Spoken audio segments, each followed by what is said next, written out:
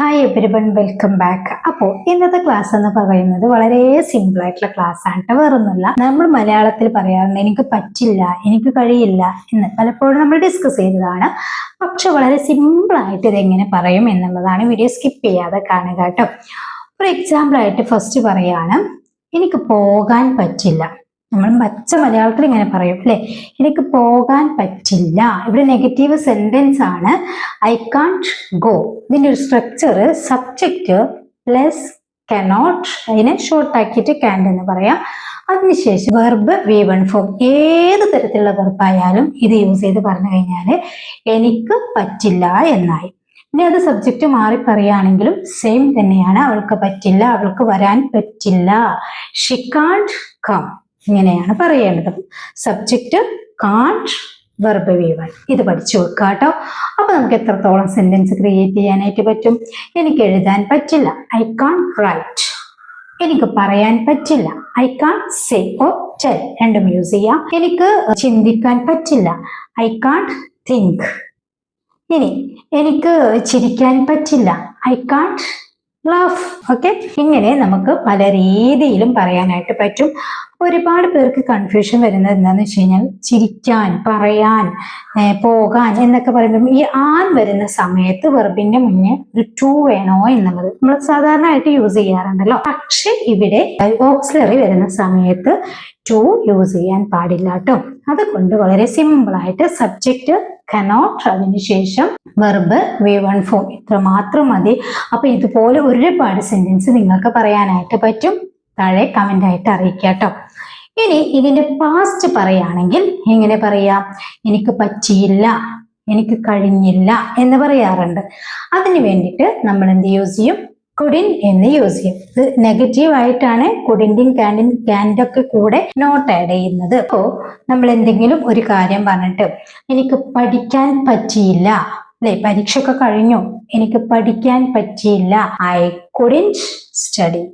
I couldn't study. എനിക്ക് വായിക്കാൻ പറ്റിയില്ല, ഐ കുഡിന്റ് റീഡ്. ഇവിടെയും നമ്മൾ I couldn't to read, I couldn't to study. വളരെ തെറ്റാണ്, അത് പാടില്ല. എനിക്ക് കുളിക്കാൻ പറ്റിയില്ല, പറ്റിയില്ല എന്നാണ് കേട്ടോ. അപ്പോ I couldn't baths, I couldn't baths. Okay, എനിക്ക് എടുക്കാൻ പറ്റിയില്ല, ഐ കുഡിന്റ് ടേക്ക്.